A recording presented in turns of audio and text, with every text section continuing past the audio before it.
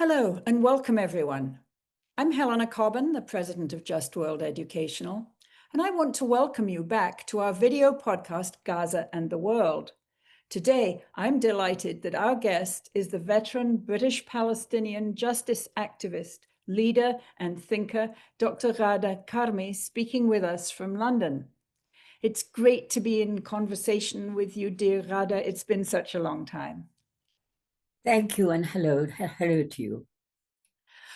So with our Gaza and the World project, we're exploring the many interactions between the ongoing genocidal crisis in Gaza and the deep current shifts in the global balance of power. Dr. Ghada Karmi is someone who is from the Nakba generation, who had a strong career in London as a physician and a medical historian, and who between 2002 and 2023 published 4 deeply thoughtful books that explored not only her own personal experiences as a member of the Nakba generation and a justice activist, but also the broader realities faced by Palestinians inside and outside the homeland, and the very complex set of choices that they must make. Her most recent work of non-fiction was One State, the Only Democratic Future for Palestine-Israel. Ghada, can you hold that up so people can see it? Thank you. So that was published in 2023. Since then, Ghada has also published a substantial work of fiction, Murjana, which is a personal medical mystery set in the heart of Baghdad in the year 830 of the Common Era. What an achievement! However, today, Ghada, we'll be talking more about your non-fiction contributions to the global discourse, including, of course, your service as one of the 6 jurors of conscience who last month delivered the final judgment of the Gaza People's Tribunal in Istanbul, Turkey. For listeners and watchers here, if you visit our website, www.justworldeducational.org, you can learn all about this project and our other projects, including our weekly Palcast audio podcast hosted by Yusuf Al-Jamal and featuring his guests from on the ground in Gaza. Do sign up at the website for all our regular updates. So, Dr. Ghada Karmi, we have such a lot to discuss. Firstly, I thought throughout your life, you've been an active campaigner for justice in Palestine, both in Britain, the home of the Balfour Declaration, and also globally. Let's start with developments in Britain. What changes in attitudes and policies did you see there before the genocide in Gaza? And what have you seen since October 7th, 2023? Well, as you pointed out, I grew up in London, and I experienced the attitudes, popular attitudes, by the way, amongst ordinary people, not just amongst the official level, that's the government and institutional level, but amongst ordinary people. I grew up in a pro-Israel atmosphere. It took till, I would say, the late 1970s, perhaps, before the Palestinian voice could be heard, and our side of the story began to find an airing. But up until then, it was really very pro-Israel, as I say, at popular and at official level. Now, that was more or less the case until October 7th, punctuated by, interrupted by, each time the Israelis assaulted Gaza, as in 2008-9, as in 2014, 2021.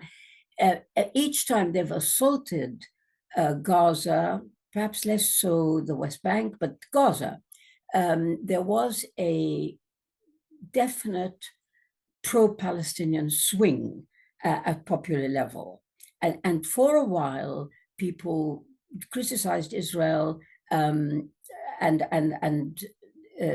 blamed Israel for what was happening. However, each time it all settled back again to the usual pro-Israel default position until October 7th. After October the 7th, I am witness to a fantastic change at popular level. At popular level, I hasten to stress that because at official level, there has been no change in the pro-Israeli position, I'm afraid. And on the contrary, the British government stands accused of aiding and abetting the genocide in Gaza. There's no question about that. But at popular level, it has been remarkable. It's been a 180-degree turnaround. People are very concerned about Palestine, about the whole Palestinian issue. And they come out regularly to demonstrate massive demonstrations in this country, Britain. It's unimaginable that such a thing would have happened. For 2 years now, regularly there have been mass popular demonstrations against the Gaza situation, and these have been very well attended over 2 years. Now, I often point out to people that it's not as if this is the only occasion, this is the only conflict when people come out and protest. However, it's the only one, to the best of my knowledge, where the protests have continued and continued until today. So that is fascinating. This is a way in which we can see that the ongoing genocide in Gaza, and we're talking on November the 11th, the genocide is very much ongoing, although it's ongoing at a lower level than it was 6 weeks ago, for example. But a really vivid example of how the Israeli brutality in Gaza and the resilience of the Gaza people have inspired this worldwide movement. And now we have obviously several things happening at the political level in Britain. One is the grotesque crackdown that the Starmer government has launched against, in particular, the Palestine Action movement. And then the other is the emergence of these new parties, George Galloway's party, Jeremy Corbyn's party. I'm a little bit fuzzy on the details, but new parties that are avowedly pro-Palestinian and part of this broader situation of the two-party system appearing to crack up. Have I got it right? Or could you set me right on some of this? No, you've got it absolutely right. I think it's worth pointing out to the viewers that the original Palestine Action was an organization that I and several friends set up in the early 1970s. We called it Palestine Action, and it was an activist group. I would say it was a lobbying group, dealt with information, etc. So it's very interesting to me that it's the name anyway has been resurrected in this modern group of people who have been attacking weapons making factories for Israeli companies, and they have not ever attacked a human being, anyone, any animal or any human. They attack the weapons making, the factories, etc. So they really are quite extraordinary group. Now there's no question that the British government has been very anxious to protect Israel. And you know, all these actions, like making prescribing organizations, like Hamas, like Palestine Action, although they're both, of course, very different. Um, these are all actions of people who want to shield Israel from the censure, the criticism, the antagonism that would otherwise be even stronger than it is now. So that's been ongoing, and you know it operates at every level. The censorship, the only way you can describe it is censorship. It operates through academic institutions where many universities have been prevented from um, uh, setting up meetings with pro-Palestinian speakers or people who just put the case that's opposite to Israel. This sort of thing is frightening, and the censorship in the media, of course, and the media deserves a whole podcast, I think, on its own, because the media was responsible for maintaining the genocide, for even making it acceptable, and that goes on today. So people have to be very, very careful what they say in the media, in the British media. Otherwise, they're then accused of the weapon that the Zionists have found so effective, and that is smears of anti-Semitism. So yes, it's a very scary situation, and yet it's a very schizophrenic situation because you've got the official position, the official activities to try and protect Israel and to punish anybody who criticizes Israel.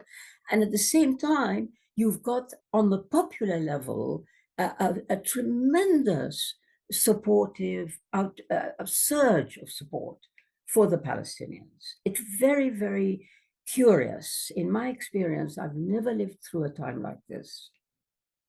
Yeah, I think we've seen some similar things here in the United States where, for example, in response to the popular movement in support of the people of Gaza, Donald Trump, but prior to him, also President Biden, took extraordinary steps to curb free speech. I mean, normally in this country, the protections for free speech are stronger than they are in Britain. I mean, we have this thing called the First Amendment, but now using this weapon of claims of anti-Semitism, they have really crack down on the freedom of speech and expression and inquiry in universities as part of, and then Donald Trump has made it part of a broader attack on universities.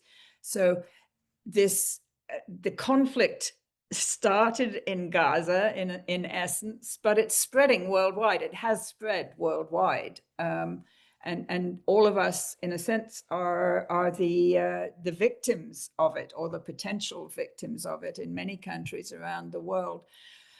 So I want to move to your experience, the experiences you had with the Gaza People's Tribunal, which was this just very visionary and different kind of way of trying to hold the government of Israel and its supporters to account for their genocide in Gaza.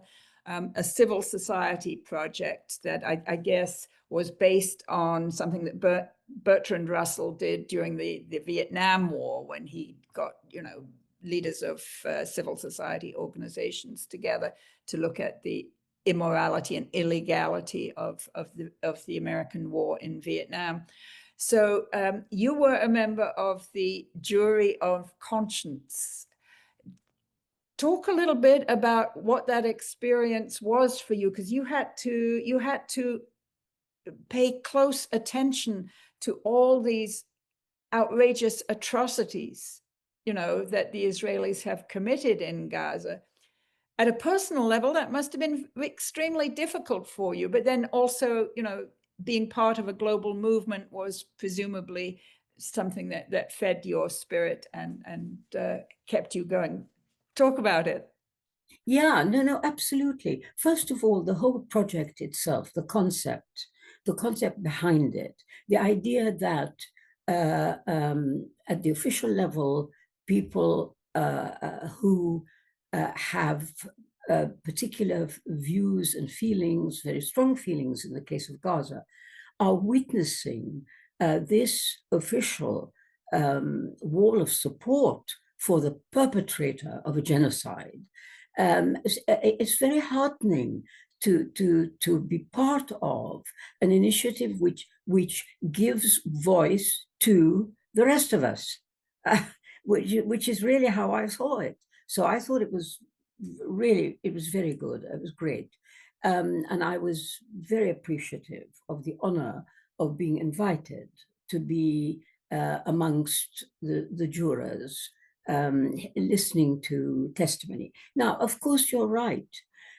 In having to do the job properly, as people may know who are familiar with the idea of tribunals, the judges have to listen to testimony given to them by various individuals about aspects of the situation that they're expected to judge on.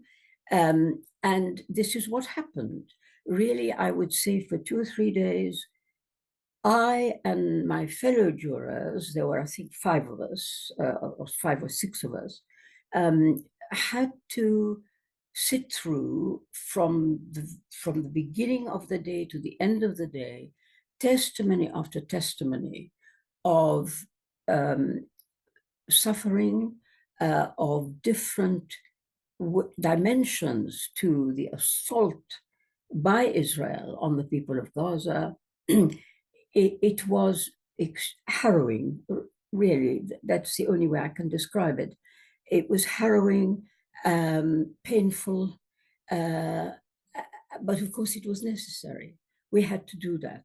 We had to do that. And when finally, at the end of the hearings, we sat together as a jury and tried to sum up and go through the various things we'd heard and what sense could we make of them and what were we going to do with our verdict.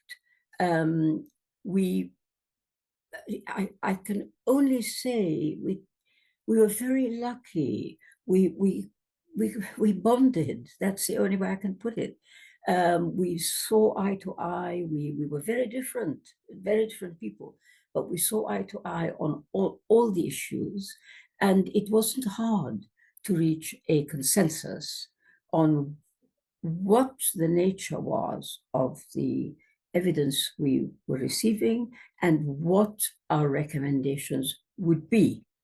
And I can talk about it a bit more if you'd like.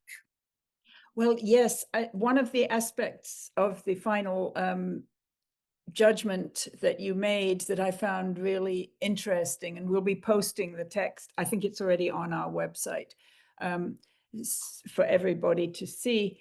One of the aspects I really admired was the way that you didn't just say that, from everything that you'd heard, Israel was clearly committing genocide, which requires intent on the behalf of the government or bodies committing it.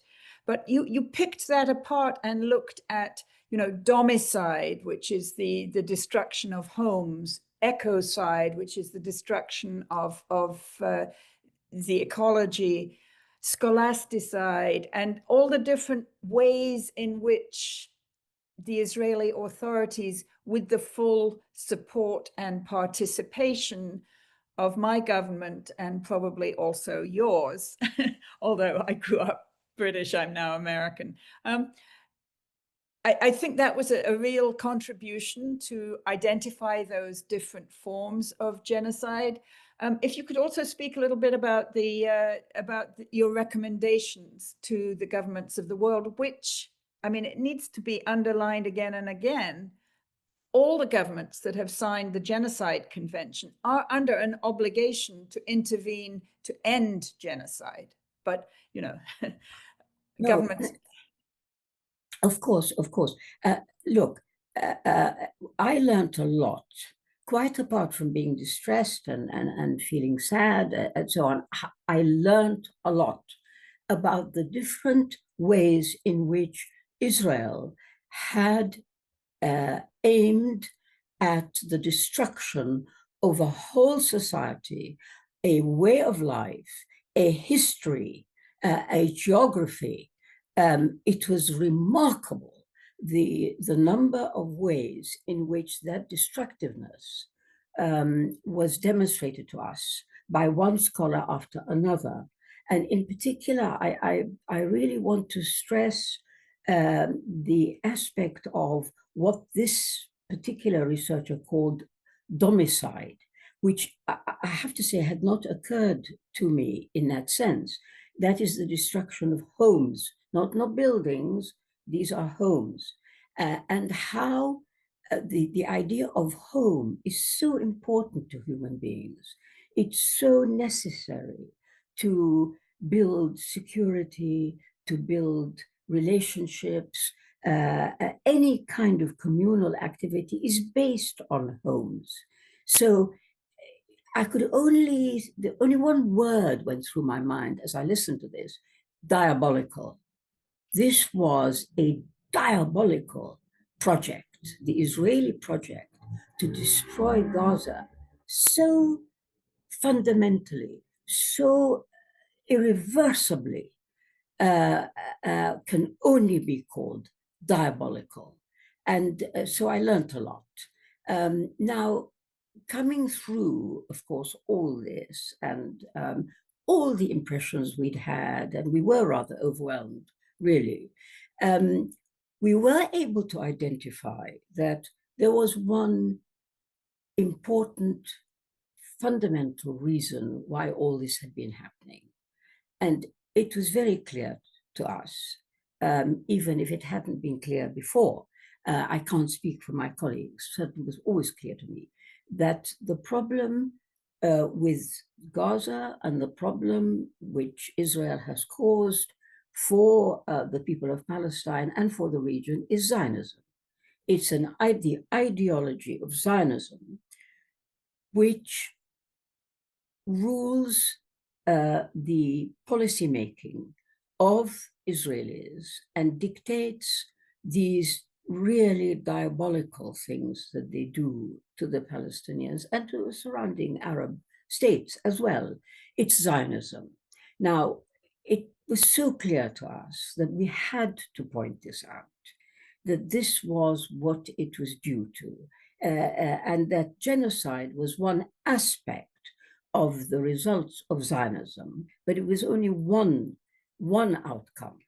All the other ills that have afflicted the Palestinians and the region, I hasten to add, all these stem from this particular ideology.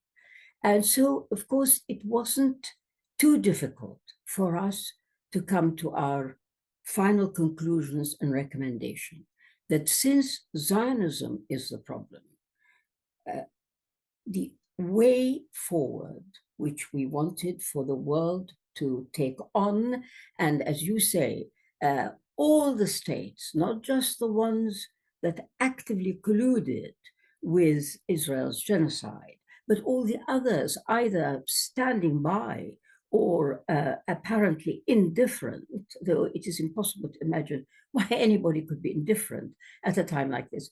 All of these have to work together to dismantle Zionism.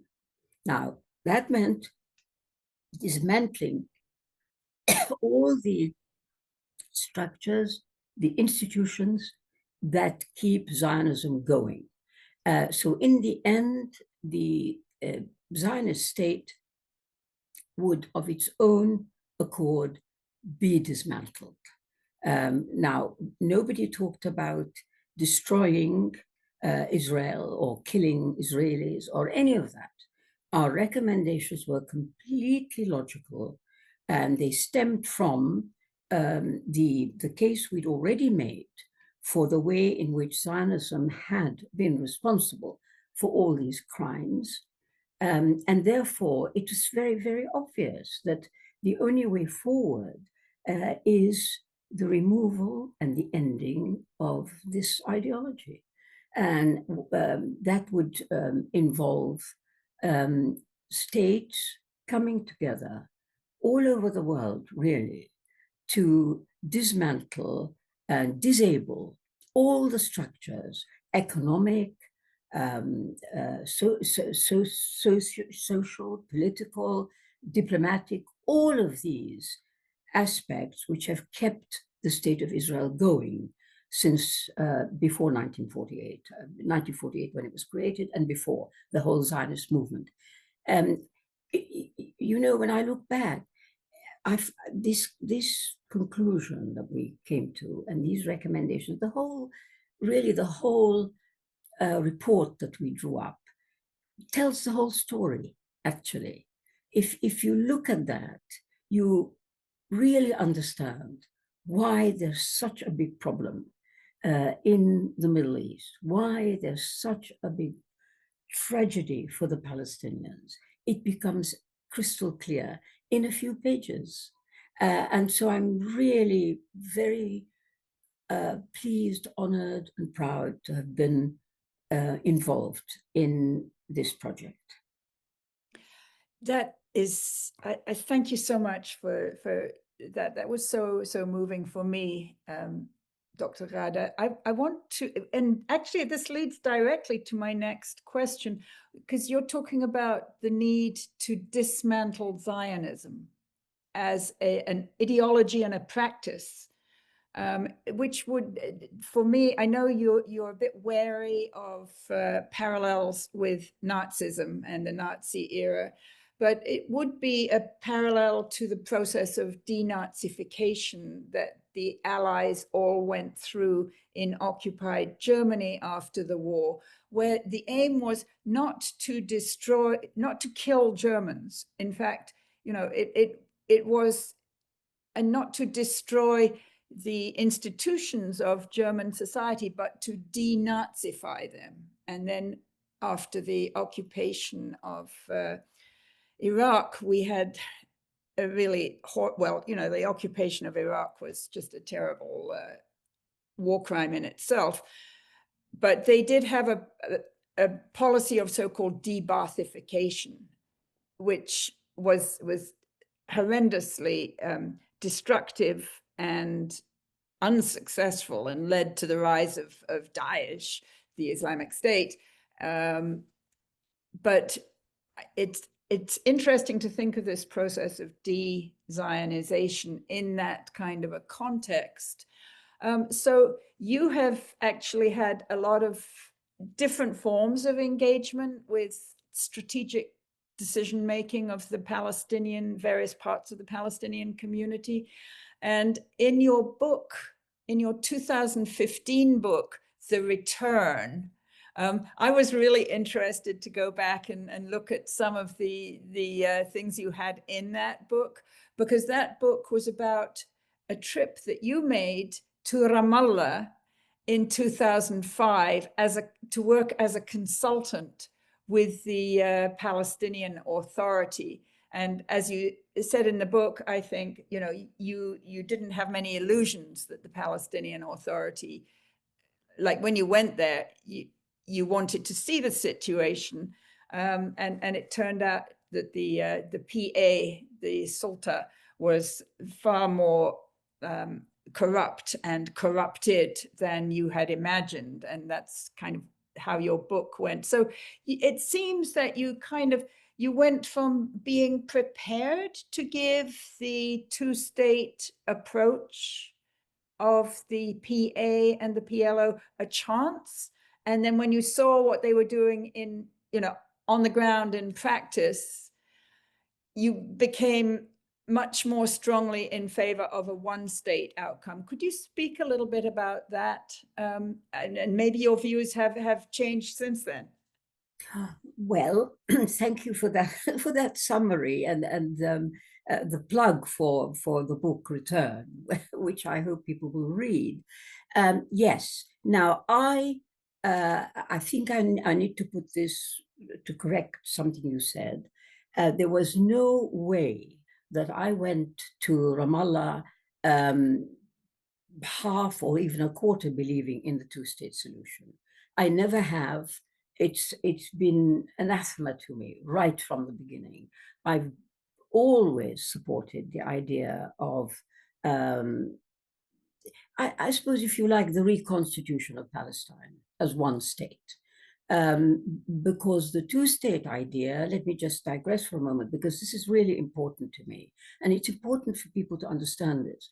The main objection to the two states, quite apart from the logistics and the difficulty of imagining where the Palestinian state would be and all the settlements and the 800,000 settlers, what you're going to do with them, all these logistical difficulties, even setting that aside, the idea that you would try and resolve this hideous conflict by preserving a Zionist state, which is one of your two states, isn't it?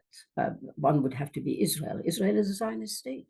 Why on earth would you want to preserve a state with an ideology which has been so destructive and caused so much damage to the Palestinians in the first place and to everybody else secondarily? So why would you do that? I've never, ever accepted that. However, I did indeed go out in 2005, and I did it because I was aware of a problem that I felt was happening to me, that this so-called armchair pundit, people who never actually go anywhere, they never meet the real people, and they pontificate.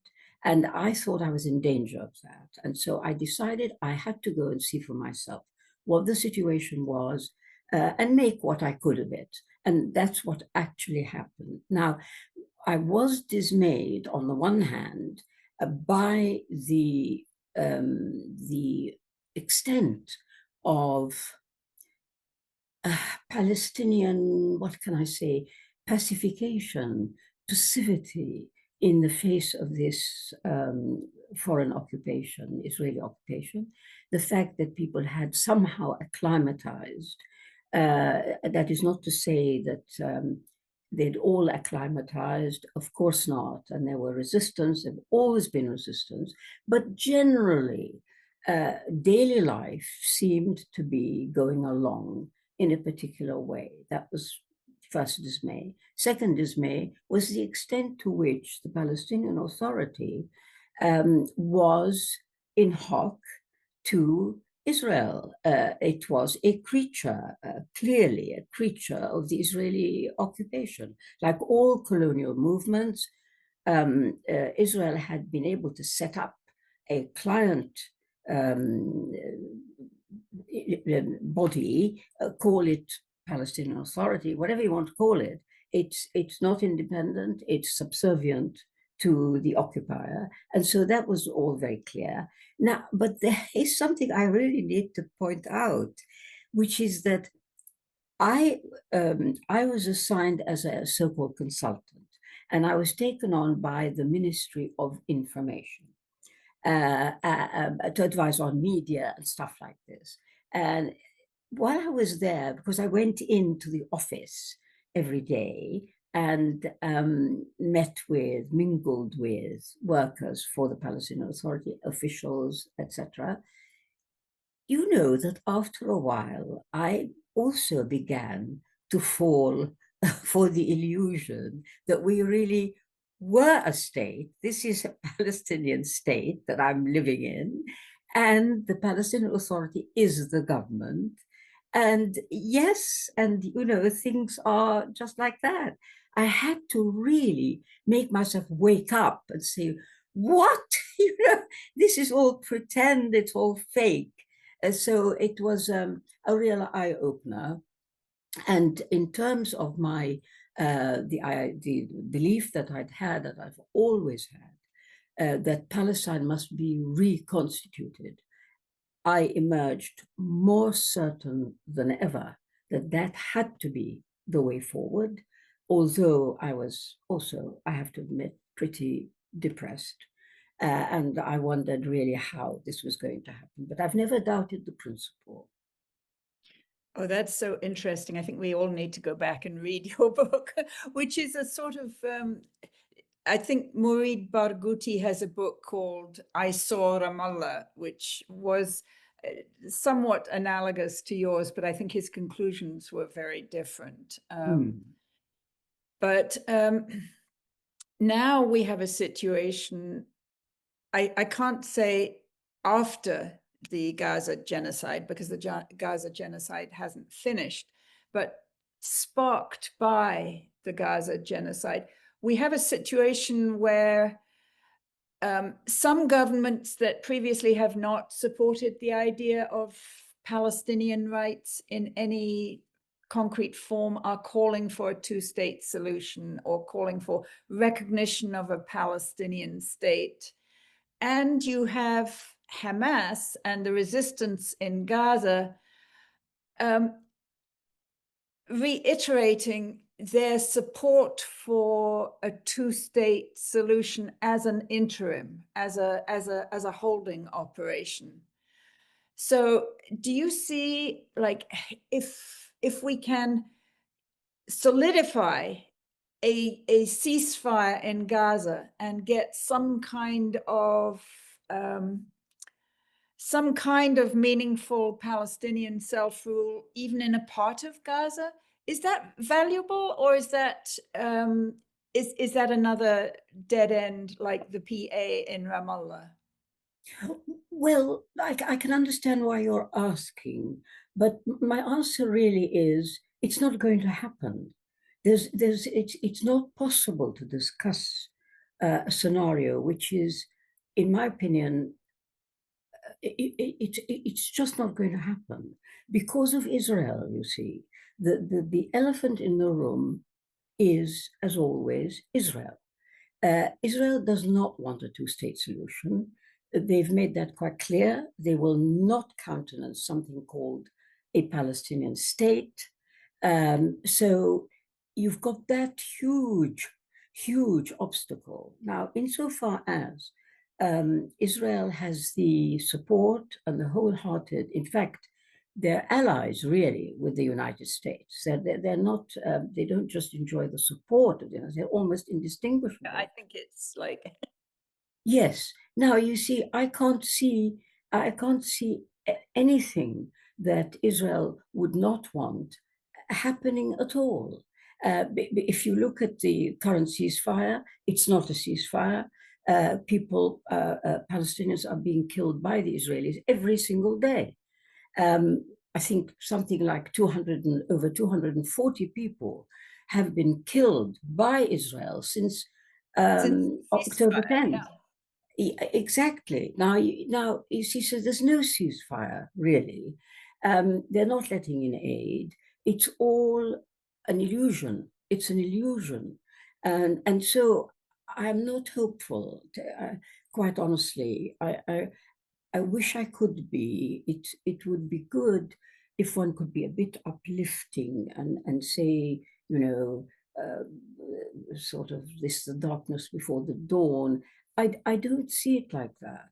I think it's extremely we're going through a period of extreme danger for the Palestinians and for the whole Middle East because of this alliance between Israel and the United States, which clearly has taken some sort of decision to, quote, sort out the Middle East in the Israelis' favor. While that is happening, the future seems to me to be very dark.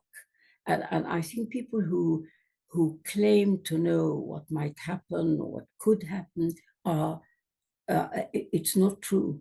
They do not know. We don't know. I've never known a period so opaque as the one we're living in now, where anything can happen. By the way, and I note a lot of people who see various areas in which things would change, could change, and are likely to change, in fact, which would help the Palestinians in the end. Take one example, the internal state of the Israeli state. Israel is not it's not a comfortable country. There is friction. There are economic difficulties. There are difficulties with recruiting for the army. All these things are true. However, the problem with all of that, with that whole discussion, is that it will take, even if it's true and if it's actually really significant, it will take time. And secondly, it might not even be true. It might not be as bad as it seems. Many things that appear to be the case at the moment are really temporary. And the question of time is so crucial here. Time is not on the side of the Palestinians. It's Israel that will use every single moment to kill as many as it can, to expel as many as it can, to steal as much land as it can. That is the race that we have to have our eye on.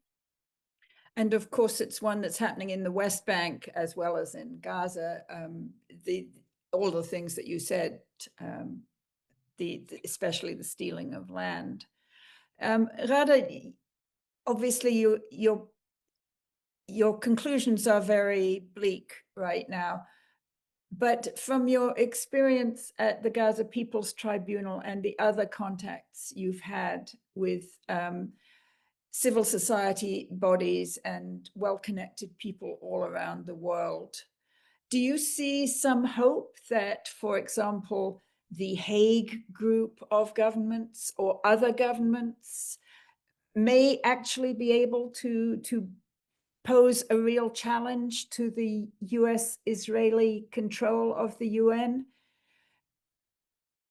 Yes, yes, of course, and of course, despite the way I may have put it, there are these areas in which you it's things are happening.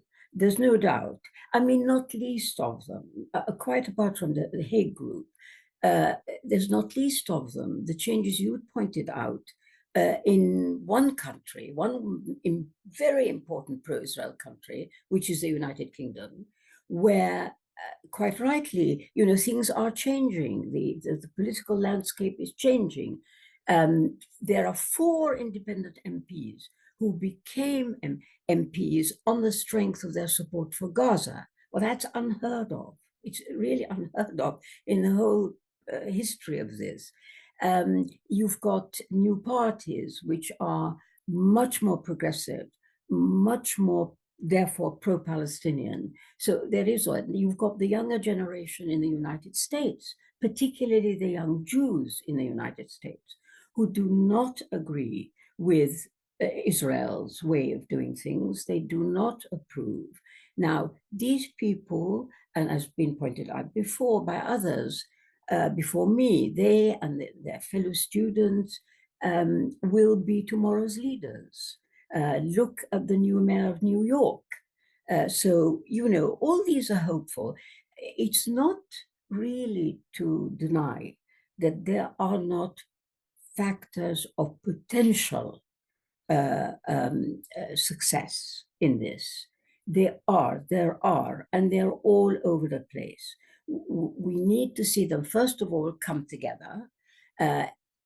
Secondly, we need to see them grow stronger. And we need to have a complete overthrow. I really have to use those terms, overthrow of the current system, which is rotten, which is really rotten, ruled by the West, ruled by capitalism.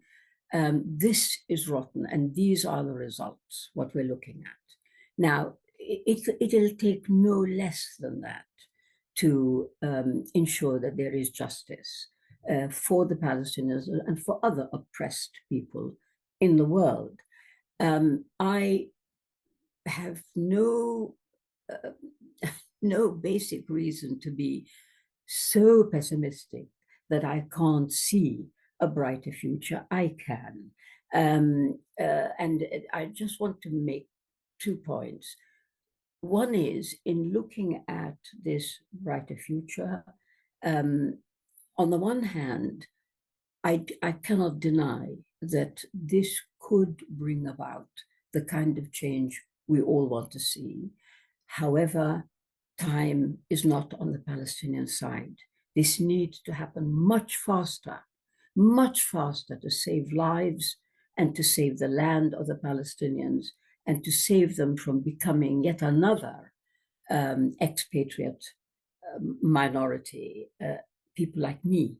I don't want more of me at all in the world. We all want to go home, and of course, I do not in any way give up on the ultimate necessity for the reconstitution of Palestine, for the fact that the people who live currently in Palestine and all the Palestinians who belong there and were expelled from it, all these people have to live together in one democratic structure. And they have to have equal rights, and they have to be equal irrespective of origin, race, gender. All these matters are ones I very much believe in. Well, I think that's a great note to end on, actually. Dr. Ghada Karmi, I want to thank you for your time and your thoughtfulness and your passion for rights and for justice and for a decent world. This is the fourth conversation we've had in this series. We'll be releasing new episodes with new guests weekly every Wednesday. I want to invite people to visit the website www.justworldeducational.org and to donate to us if you can. Once again, thank you, Dr. Ghada Karmi. And thank you. It was a great pleasure.